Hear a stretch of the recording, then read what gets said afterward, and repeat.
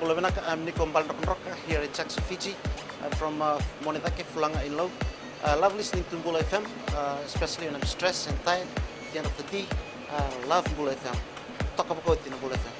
Set Nadango Leonardo Tulip, au what you took in Ba, and the Talita na Parong and Mbula FM, Balatin Nabantu and Ser. Mbula FM, number 2 and Ser.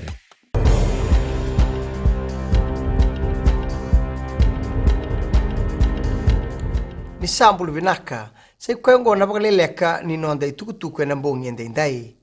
Esa na toriba kia na nduana ngauna leka mayongo, na nrauni ko bagabiti, mebukia na bingarabi ni ministry ni Mbula. Bona itukutuku e bande itaki kina standing committee on social affairs ena mataka endendai. E bande itako Apolosi bosa ni Mbola na chief pharmacist ni sa taka bagabibola katitiku na ngaunongo na ministry kena sotal na bitambana membaleta na kia na bagangataki na nrauni ko bagabiti. Eka obos ni Mbola ni tubu-tubu botoka na National Medicine Policy rato santika bakina ni nduan na wani mate erau ni bukia na bingarabi waya na kian na bagangataki na wani mate bagabiti. Dua telana tikine warongoi kina standing committee waya na non rasa daga tiko bako kowa ena ngaunongo na baka lislisi ena tambana ni Mbula ena kian na laurai na iwali ni wei mate so mai na kian na bagangataki na wani mate bagabiti.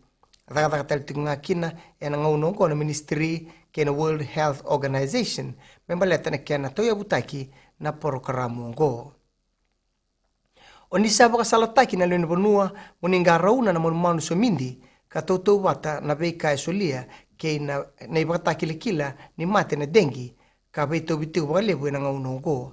Bunga na leno bonua erangole merla kindikebe wa buniwai membaleta na mate na dengi. Ia ndotel na flu e toto batsaranga na keni bata kila ke na dengi kanda sa baka salataki mentanganga runtiko kina e kimuni na bakila na momosi ni yango malmalum na isema ni aba ke na linga oka kina na momosi ni tiltilo ke na mosi ni ulu ndondolu moni la kindikebi baka buniwai na be bande taki mai na tambana ni Mbula ni ndikebi tale tinga ena ngaunongo na mate kabumai na minimanu sena leptospirosis.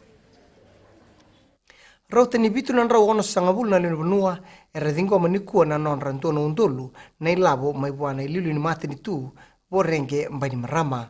Gome bukia na kiana na pakatori da ketaki na non ran bisnis lalai. Rauta ni tini kantono undolu na ibola kerkere dingomi ena non benua membaleta na ngangandre ongo.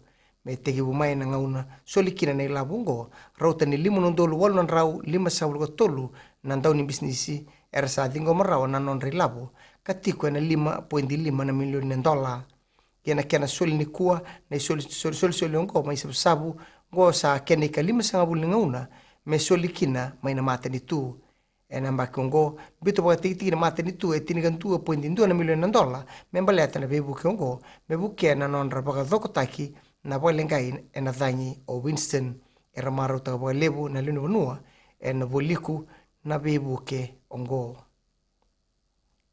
Kinangito sangan ni bakampeka tako Gareth Beiba na Andoni Babulidi ni lo abitu ni rawa mena rawa tinanganga ena bakiongo ronondolu tinigabitu ena sotsota ni lo abitu ni berni rato buka ena kena laki bala taki obiti Las Vegas e bakandita ko Beiba na itubutuba sa koto membaleta na nona timi dina ni ratu siang ni raunganga ena sotso sauti ia menda kua ni alo leilai rauta ni ono na dorbo ratu rawata mai na koula ena sotso ni Olympics ratu levena na timi ongo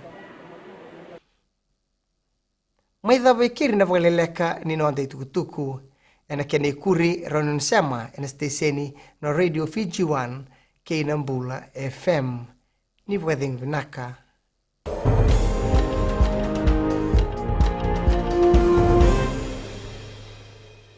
Sa arnayana oya wo chonen rut kele bai buni moli rakira sa ama binakantin nan daw wa ama na Radio Fiji 1 tolong ali baga penenu makaya matona belantari watu ang dawaro na Radio Fiji 1 besan dobai bichi oya wo labini nambuli mana simba ondo talita kana Radio Fiji 1 dalang ko police matawalu susunemba ang bulabat mai Radio Fiji 1 emba na Radio Fiji 1 nandu mai biti na bonga ni BNN